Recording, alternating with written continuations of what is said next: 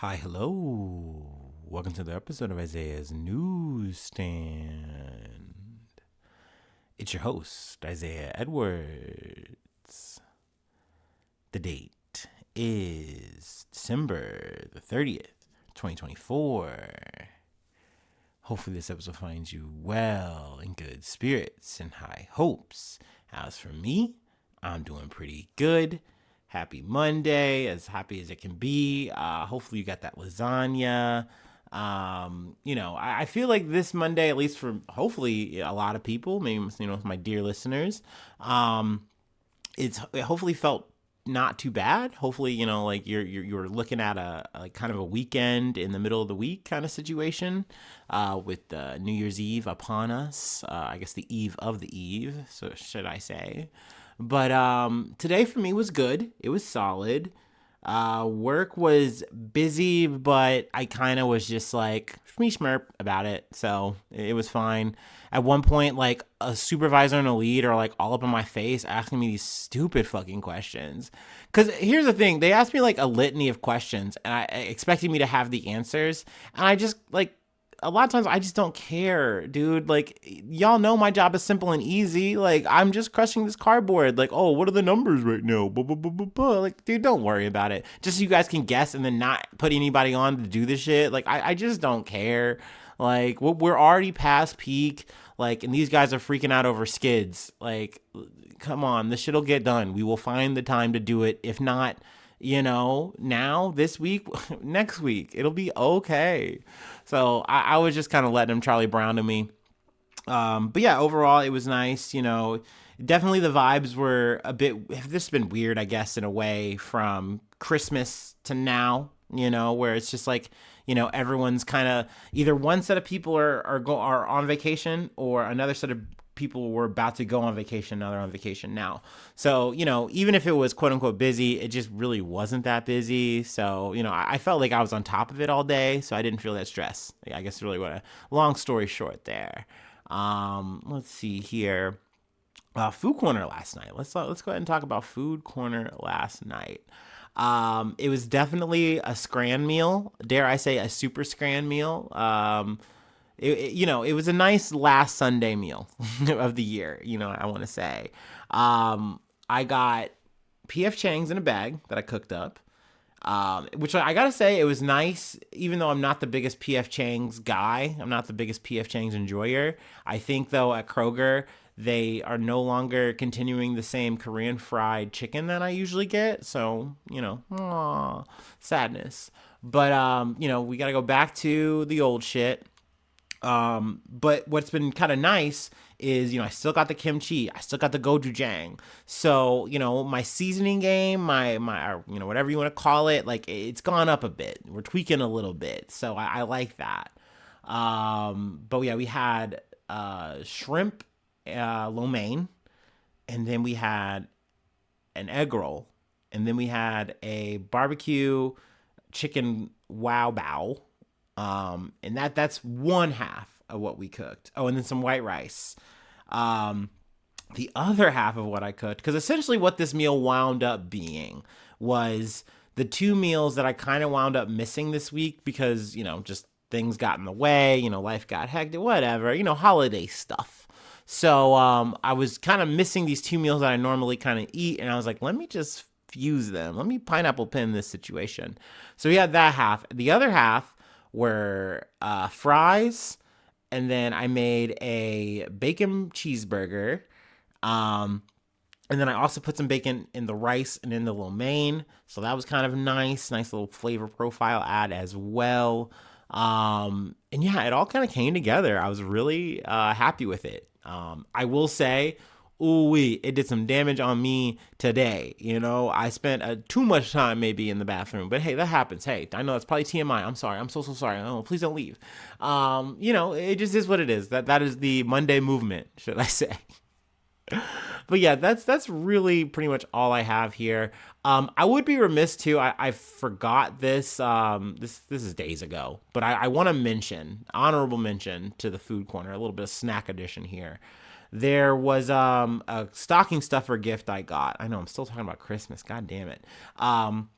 but essentially it was these Sour Patch Kids, but they were coal edition. And I didn't know this was a thing. Someone had hit me up and they're like, hey, no, I've had those before. They're really good. It's like a tradition for us to have them now. And I was like, oh, that's cute. That's so fun. But I actually had them and they're black raspberry. And ooh, they are very, very, very good. Every once in a while, like you never know with the Sour Patch Kids when they do a variation. I feel like usually it's pretty good, but sometimes they do flop. Sometimes it's not as good, and sometimes you just get a stale bag of the thing, and it's like, oh, well, this is ruining my experience. But in this situation, these little black raspberry coal drops, oh, they were so good. They were so yummy. They had a nice amount of sour to them, great amount of sweetness to balance it out, just like a classic Sour Patch, just in a different flavor. So, yeah, I would say I hadn't been that hype about a variation since like the blue raspberry. So I felt like it was definitely worth mentioning, even though I forgot to mention it when I ate it. Anyway, let's see. Is there anything else I wanted to kind of add in here, throw in? Nah, I think we're good. I think we're done blogging. Um, let's go ahead and do our startup, and we'll get into some news.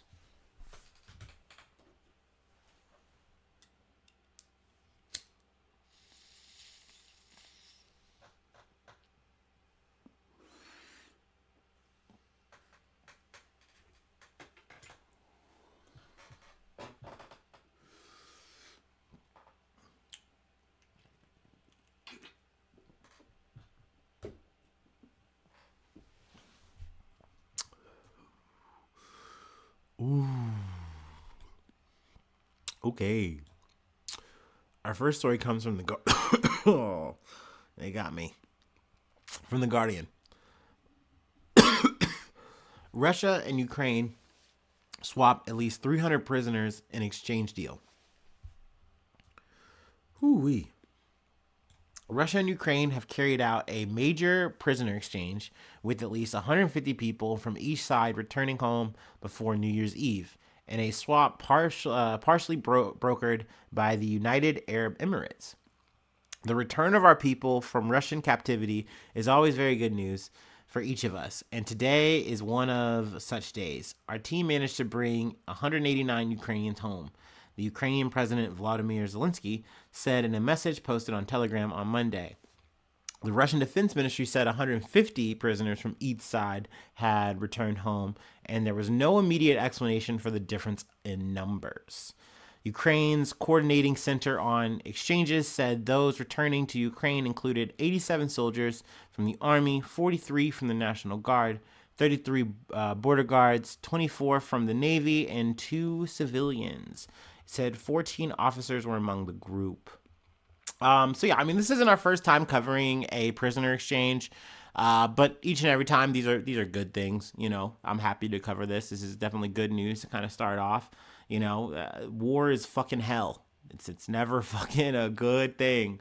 When you have these moments of sanity from both sides where they say, hey, let's like do the right thing here and like let's just exchange some prisoners. It's gonna be good for morale on both sides. You know, shit's kind of slowing down for the winter anyway. It's a new year, new us, same war. Oh, crazy.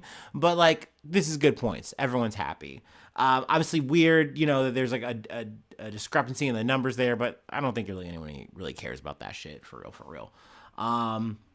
Let's see. The center said I'm getting tongue tied. The center said those Ukraine sent back to Russia were prisoners captured during Ukraine's offensive in the Kursk region, which began in late summer and resulted in Kyiv occupying a small chunk of Russian territory. Among the stated goals of the Kursk operation were having a bargaining chip to play at potential future negotiations and seizing prisoners to trade for Ukrainians held by Russia. Excuse me. Some of those who Russia returned on Monday have been held since the early months of the war, which began when Russia invaded in February 2022. Now, this is a random aside, but since we're on the subject, I figured I'd mention, I guess, a couple things. One, I know we've mentioned it before, and this is kind of an ongoing motif, but there has been, like, more strikes on, like, Ukrainian infrastructure.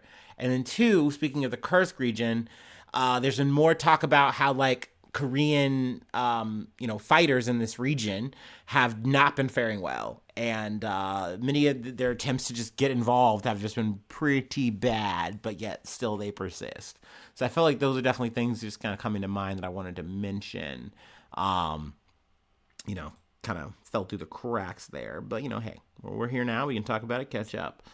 The exchange, the 11th this year, brought the total number of Ukrainian prisoners returned by Russia this year to 1,358, the Coordination Center said, but added there were many more remaining in Russia. We are working to free everyone from Russian captivity. This is our goal. We do not forget anyone.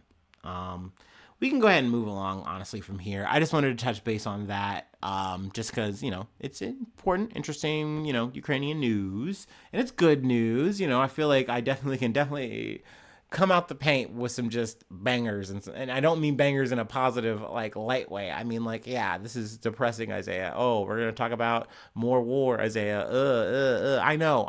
That's why I start off blogging about my fucking silly little day, okay? And then we really open this shit up. Anyway, let's go ahead and move on. We got to talk about China. From CNN. Major incident. China-backed hackers breached U.S. Treasury workstations. Ooh, we got a Doc Hat situation. The U.S. Treasury Department notified lawmakers on Monday that a China state-sponsored actor infiltrated Treasury workstations in what officials are describing as a major incident. In a letter reviewed by CNN, the Treasury official said it was informed by a third-party software service provider on December 8th that a threat actor used a stolen key to remotely access certain Treasury workstations and unclassified documents. Based on available indicators, the incident has been attributed to a Chinese state-sponsored Advanced Persistent Threat, or APT, actor.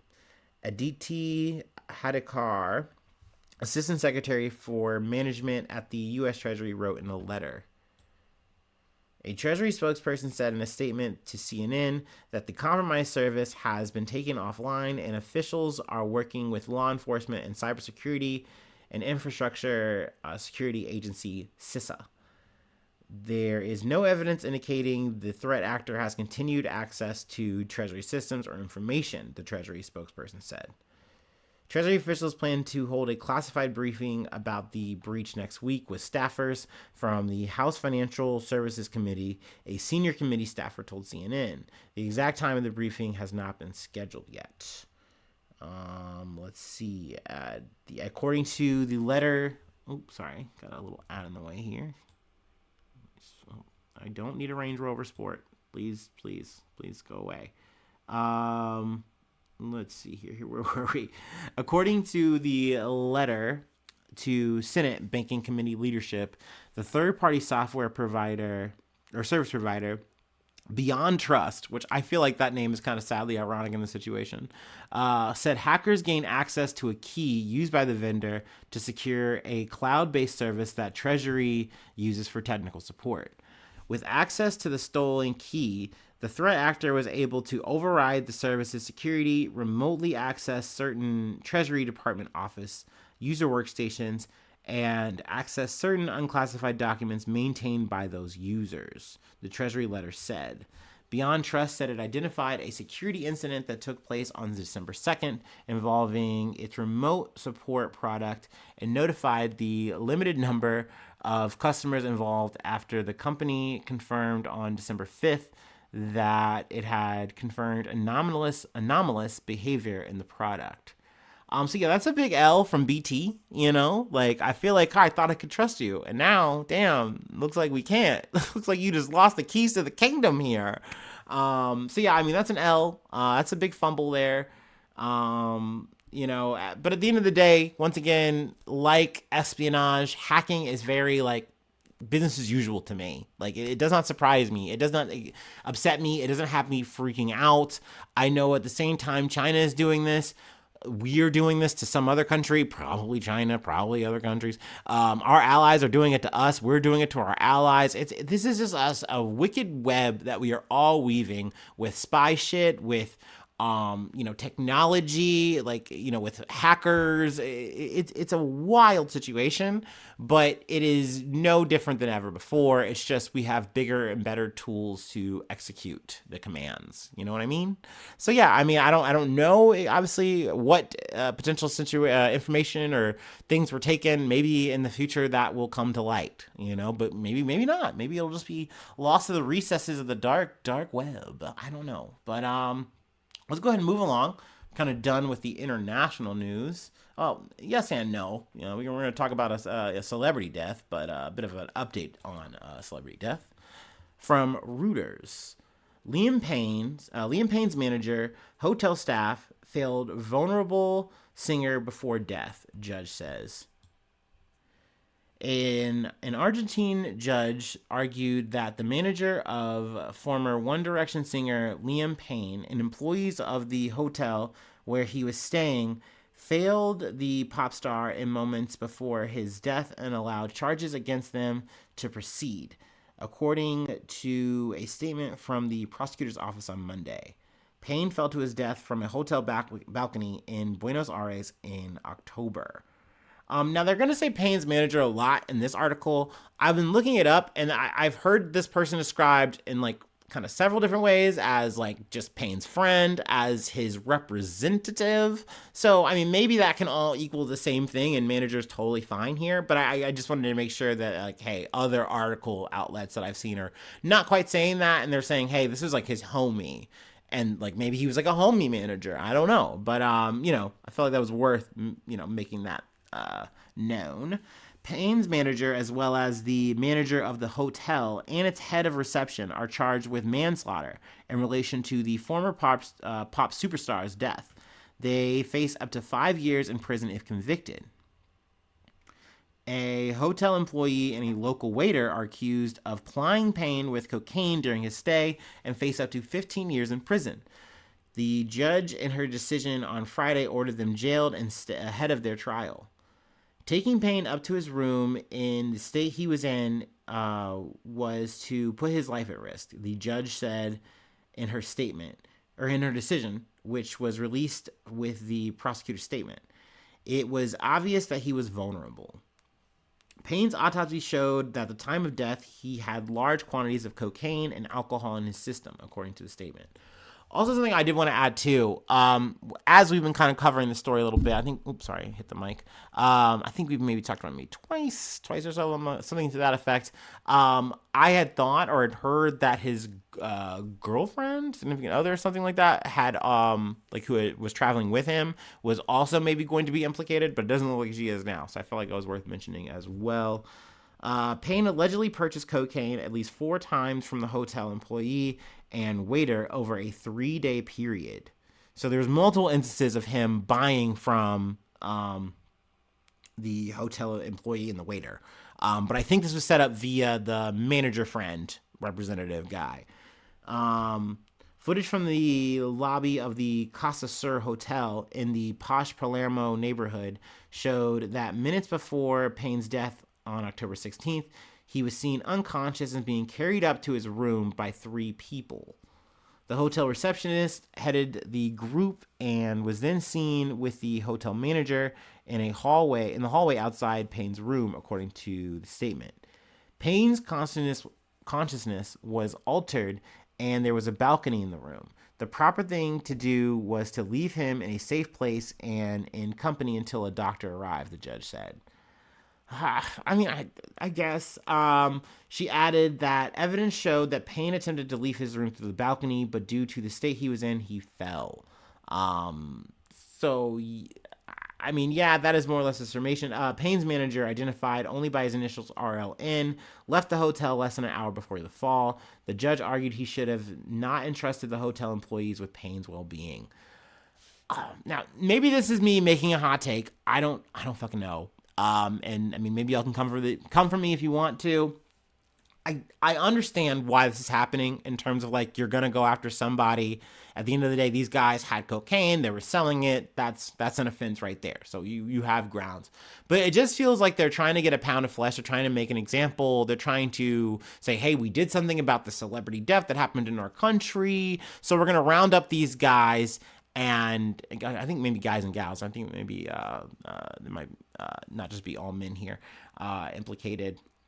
But they're saying, hey, we're going to make an example of these people. They shouldn't have done this. When I'm just like, what are you going to do in a situation where you have this celebrity pop superstar, this 1D motherfucker, and he's coming around, hanging out, he's got his little, I guess, baby little entourage, I think his girlfriend or whatever, and then he's got his little manager friend, and they're asking you for drugs and where to have a good time, blah, blah, blah. Like, you're not going to facilitate that? Not to mention, if you have the means now, you're going to deprive yourself of making some fucking money, and not to mention, this happened over a slew of time, so I don't know, like, what would make me go, oh, this is really fucked up, is if they were selling him bad drugs, if they were overcharging, like things like that, when it kind of looks like the Matthew Perry situation, where it's like, clearly these guys are like, oh, we are totally taking advantage. But maybe I'm wrong here. Maybe I'm coming at it from the wrong angle, and these are both the same, they're both bad, you shouldn't do this kind of shit, blah, blah, blah, blah, yada. But, like, to me,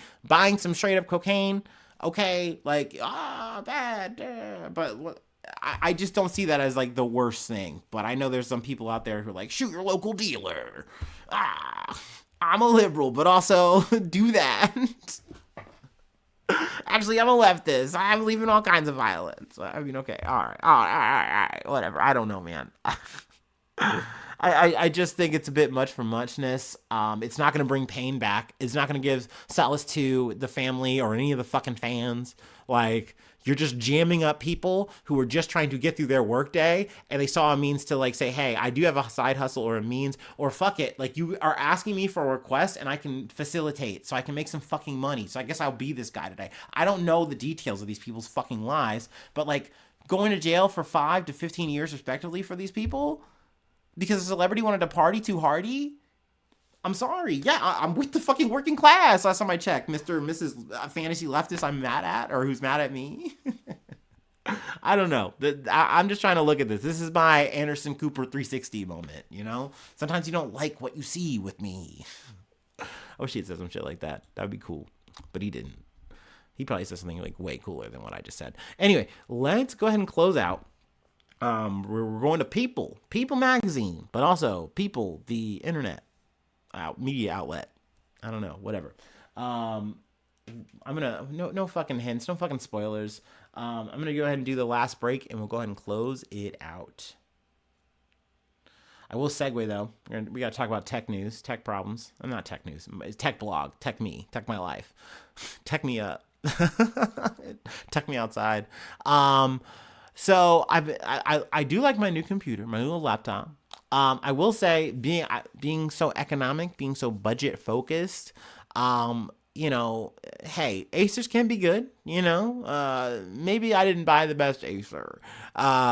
So far we are still doing, the podcast on the old reliable, computer, the Asus that I have, the laptop, whatever. I'm going to call it the computer, whatever. Because the sound quality for some reason has been doo-doo on the new laptop. And I tried tinkering with it in some, like, insomnia bender that I was on last night, just really trying to, like, fix it. I think I made it a little better, but AKA that's going to be the emergency. And then also, yeah, the gaming is canceled. Not really. Like, I can still play my little card games, but I thought, man, I had dreams of, playing some Rivals. Nah, that ain't happening. Nope, no way, not on that computer. It has, like, the quote-unquote specs to potentially run it and such, but when you try to run it, it's like shooting with the potato.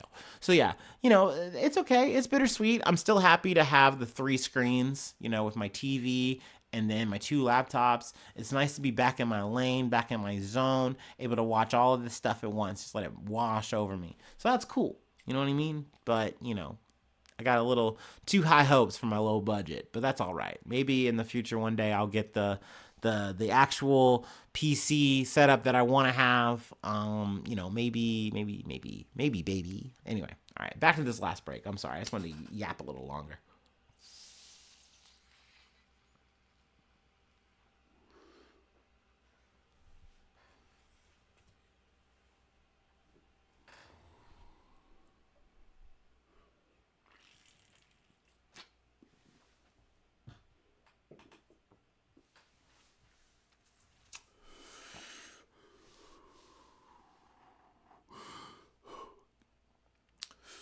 Whew.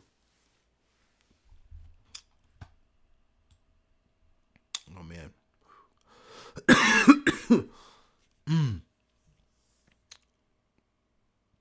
Okay. Six men from GA Paving Company allegedly attacked competitors with bats, sticks, something out of The Sopranos. You love when we're getting a Sopranos reference, and I'll probably get to that later. Six family members in the Georgia asphalt business are accused of attacking employees from a rival company with sticks and bats in broad daylight because they felt disrespected, according to the Monroe County Sheriff's Office. Mark Buckland Sr., 77, Mark Buckland Jr., 58, Willie Buckland Sr., 50, Willie Buckland Jr., 22, Luke Buckland, 28, and James Small, 21, were arrested and charged in connection with an alleged December 19th attack on employees from EH Paving at a property in Bolingbroke, according to an incident report obtained by People. One of the victims told deputies that the main reason for the fight today was due to the paving so close to Michael Buckland's house, and the Bucklands found it disrespectful that they got the job, the report alleges. The alleged attack is something out of the Sopranos TV series. Monroe County Sheriff Brad Freeman told local outlet WMAZ. These are adult men too, Freeman said. Adult men with pretty good reputations. So here we go. We're going to get into it. And when this is all said and done, could this be something out of The Sopranos? Of course. Sure. I kind of dislike this because I've seen, other outlets cling to what this, the sheriff has said and use that headline, of course. Yeah, cool, I get it, but like I don't know, maybe I'm doing some false equivalencies here or whatever. But like this, you don't do when you have like gang violence in Chicago or something. Ooh, and this is something straight out of The Wire. Like imagine doing that every time. You had an incident, like a true crime incident. I don't know why I said true crime incident. Whatever. You had that over and over and over again. That would just be tired. That'd be stale. But like it is a headline grabber. It does get eyeballs on it, right? So. But when you take that away from it, because it's not like at least from what I know, I don't know if these guys are affiliated. I think these are just hotheads. I think these are just a bunch of meatheads. And they just got rowdy over some shit that was really petty. But that being said, let's get into the actual kerfuffle. The incident unfolded just after 1 p.m. on December 19th when the owner of a property on Estes Road called 911 saying a group of men in 3 trucks pulled up, got out of the vehicles carrying sticks and bats, and began arguing with men from EH Paving who were working on his driveway, according to the report. The men from EH Paving backed up the driveway and attempted to retreat until there was nowhere to go, the homeowner told the deputy on the scene. He said the alleged attackers were swinging bats and hitting the men from EH Paving. One of the men from EH Paving took out a gun and shot it into the woods in an attempt to stop the fighting, according to the report. Eddie Harrison, the owner of EH Paving, so I'm assuming that's where the EH comes from, said he was scared of Mark Sr., or he was scared Mark Sr. was going to shoot him due to Mark Sr. pulling a cowboy-style pistol out and pointing it in his face. That's fair. So he did like the most like, hey, I'm the peacemaker with the gun here, and he's like, hey man, I have a gun as well. You're bashing like, my guy's fucking heads in with bats and fists and shit, and now you're pointing a gun at me. So like, stop it. And Harrison stated Willie Buckland Sr. hit his son in the head with a bat. Harrison also stated Willie Jr. and James Small jumped on his other son, Eddie Harrison Jr. Man, there's a lot of seniors and fucking juniors in this situation. And struck him multiple times with fists and a bat. Harrison stated Luke Buckland struck his nephew Eddie Jack Harrison. Jeez, okay, I mean, at least that's like a full whole name, with a bat. After Mark Buckland Jr. told the deputy he had been punched in the head or punched in the mouth, the deputy asked him why he and his family were at the property on Estates Road. Mark Buckland Jr. was allegedly unable to give him an explanation, saying it was just a misunderstanding, according to the report. Mark Buckland Jr. owns Houston Asphalt in Macon, according to the report. Mark Buckland Sr. and Willie Buckland Sr. own asphalt companies as well, the report says. Now let's get into the charges real quick. Mark Buckland Sr. is charged with criminal trespass, pointing a pistol at another person, and tampering with evidence, according to the incident report. Mark Buckland Jr. is charged with criminal trespass, simple battery, and inciting a riot. Ooh, inciting a riot is so spicy. I don't know, okay. Sometimes you do like what they do in court. Ooh, doing tricks on it. Willie Buckland Sr. is charged with criminal trespass and aggravated assault. Willie Buckland Jr., Luke Buckland, and James Small are charged with simple battery and criminal trespass. They were released on bond and after spending 2 days in jail, according to online jail reports. So yeah, to me, I get it.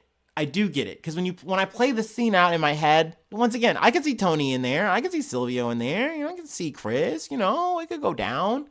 Furio would never. No, he's too good for a kind of scruffle like that. No, unless he had to. Anyway, but to me, this was less Sopranos and just more just rough boy shit. I don't know. Like, it just seemed like dudes felt like their quote unquote turf was being stepped on. Like, how dare these guys take a job so close to us? It's literally in our backyard. I'm adding accents here. I probably should do that. Fuck me. These were just dudes to me. There's a whole little family clan versus another little family clan. This felt, honestly, maybe I'm being weird here, this felt more Romeo and Juliet. This is like Montague's Capulets, so to speak. Also, I wish I had her name at the ready, but literally since I just did the analogy with Romeo and Juliet, the actress who played, what's her last name? I think it's Hussey, maybe. Don't quote me, but I think she passed away recently, so R.I.P. there. But yeah, this is more that. It was more Family Feud shit. Anyway, that was a weird aside. My mind's blanking. But yeah, that's it. We'll call it for Monday. That's it. That's where it'll lay. Let's see. If you would like to help out, support the effort, I do have a Patreon. Patreon.com/Isaiah News. I shout you out at the top of the month to all my newsies from the Newsy Roll Call. I don't know. I wouldn't have a whip, but it sounded cool to just do the little sound effect.